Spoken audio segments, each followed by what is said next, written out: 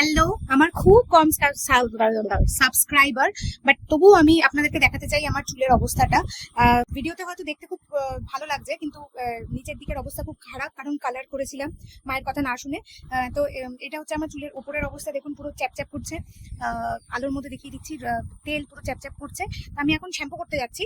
Shampoo করে এসে আমি আপনাদেরকে বলবো কি কি প্রোডাক্ট আমি ইউজ করেছি, আর কি কি প্রোডাক্ট ইউজ করে আমার চুলটা কি সুন্দর কার্লি কার্লি ওয়েভি ওয়েভি। আমি জানি না আমার চুলের টাইপটা কি, অ্যাকচুয়ালি ওয়েভি না কার্লি, বাট তবুও এই হচ্ছে আমার চুলের অবস্থা। চলুন শ্যাম্পু করে আসার পর দেখা হচ্ছে। আসল পার্টটা বলতেই ভুলে গেছিলাম, শ্যাম্পুর আগে ডেফিনেটলি আপনাদেরকে আপনাদের চুলটাকে একবার ডিট্যাঙ্গেল করে নেওয়া উচিত, কারণ শ্যাম্পুর সময় ওই অনেকটা চুল ওঠে। তো আমি কি কি ইউজ করছি সেটা আমি একটুখানি দেখিয়ে দিই শ্যাম্পুর আগে। এটা হচ্ছে ডাবের আয়ুর্বেদিক খয়েরি রঙের বটলটা। এটা অনেক বড় প্যাক, এটা অনেক দিন চলে যায়।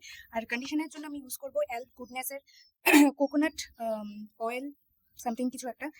এই কন্ডিশনারটা ভীষণ ভালো, এলফ গুডনেসের। এটার ব্যাপারে আমি জানি না কেন কেউ কোনো কথা বলে না, বাট এটা ভীষণ ভালো। তো চলে এসেছি চান করে, দেখতে পাচ্ছেন।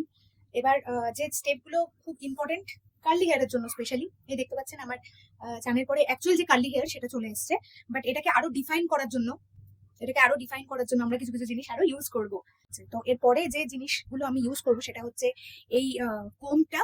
এই চিরুনিটা খুব স্পেশাল আমার কাছে, কারণ হচ্ছে এইটাতে দেখুন যে কার্ল ডিফাইনিং এর জন্য খুব সুন্দর এখানে ভাগ করা আছে। আমি করবো যখন আপনারা বুঝতে পারবেন। তারপরে যে জিনিসটা লাগবে ডেফিনেটলি একটা লিভিং মাস্ক। এটা কার্ল চুলের জন্য এলফ গুডনেস এর। এটা খুব ভালো একটা মাস্ক। আমি জানি না এলফ গুডনেস এই ব্র্যান্ডটা কেন এটাকে নিয়ে কেউ কথা বলে না, বাট এটা খুব রিজনেবল প্রাইসে পাওয়া যায়। এটার দাম হচ্ছে 199। আমি যেটা পার্পেলের থেকে মোটামুটি 160 বা 150-160-এর মধ্যে আমি পেয়ে গেছিলাম। তো আরেকটা যেটা মেন ইম্পর্টেন্ট সেটা হচ্ছে এই জিনিসটা। এটা হচ্ছে একটা স্যাটিনের হেয়ার ক্যাপ। এটা বেসিক্যালি ওই স্লিপিং ক্যাপের জন্য সবাই ইউজ করে, বাট আমি এটা ইউজ করি আমার কালটাকে যাতে মানে এই মানে লিভিং ক্রিমটা দেওয়ার পরে আমি সিকিউর করে রাখার জন্য এটাকে ইউজ করি, তাহলে খুব সুন্দর একটা বাউন্সি ব্যাপার আসে। তো আমি দেখিয়ে দিচ্ছি এই ব্রাশটাকে কিভাবে ইউজ করতে হয়। এই যে একটা স্ট্যান্ড রয়েছে, সেটাকে মানে সামনের ইয়েটাকে এরকম ভাবে নিতে হয়। যদি আপনি এরকম ভাবে নেন তাহলে আপনার চুলটা একটু ফ্ল্যাট লাগবে, বাট আপনি যদি একটু উপর করে এটা করেন তাহলে খুব ভালোভাবে এটা স্ট্যান্ডটাকে চলে আসে। একটু দেখুন। এবার এই স্ট্যান্ডটাকে আমি এরকম করে কতবার কিছুক্ষণ স্কুইজ করব।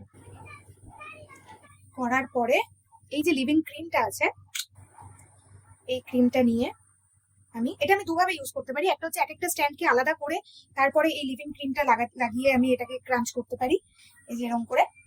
বাট আমার কাছে সময় মানে সবার কাছে সময় খুব কম এখনকার দিনে। তো আমি কি করছি, কিছুটা অ্যামাউন্ট নিয়ে নিচ্ছি। এই যে এইটুকু অ্যামাউন্টই যথেষ্ট একদিকে চুলের জন্য। আমি একটু এটাকে ওয়ার্ম আপ করে নিচ্ছি, এরকম হাতটা সাদা হয়ে যাবে। তারপরে আমি পুরো চুলটাতে মানে আমার বাঁ দিকের যে আমি ভাগ করেছিলাম সেটার মধ্যে এটাকে ভালো করে স্কুইজ করে নেবো। স্কুইজ মানে এরকম আমি সব ভিডিওতে দেখেছি, তো আমি আজকে সেই ভিডিওগুলোর মতোই করছি। তো কেমন একটা ভালো লাগছে। যারা কার্লি, যাদের চুল মানে আমার চুল ছোটবেলা থেকে ভীষণ কার্লি, বাট সবসময় ভেবেছি স্ট্রেট করবো, দেখতে সুন্দর লাগবে।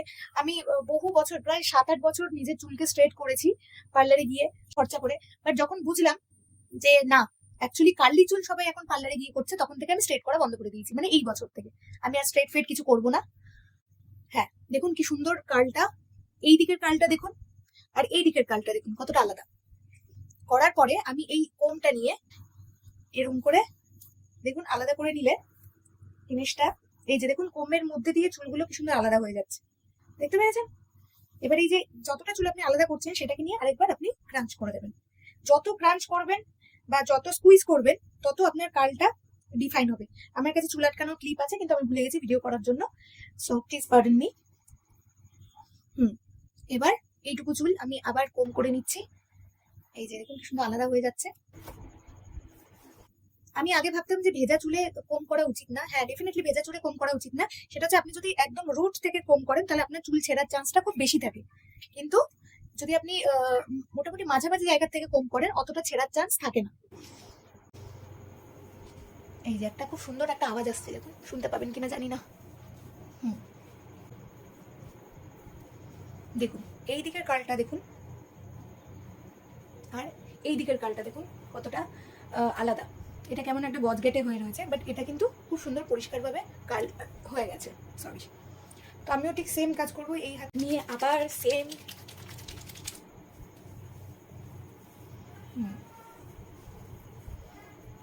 কখনোই আপনি কন্ডিশনার হোক, লিভ ইন মাস্ক হোক বা লিভ ইন কন্ডিশনার হোক, যাই হোক না কেন, আপনি আপনার রুটে দেবেন না। কারণ চুলের গোড়ায় যদি আপনার কন্ডিশনারটা লেগে যায় তাহলে ক্ষতি হয় চুলের, সেটা আপনারা সবাই জানেন, এত জ্ঞান দেওয়ার কিছু নেই, তবুও আমি বলে দিচ্ছি। যদি মানে অনেক সময় অনেকে ভুলে যায় না, আমি অনেক সময় ভুলে যাই, কিন্তু আমি এটা সবসময় মাথায় রাখার চেষ্টা করি। গরম করে হাতটাকে এই দেখুন, ঠিক আছে,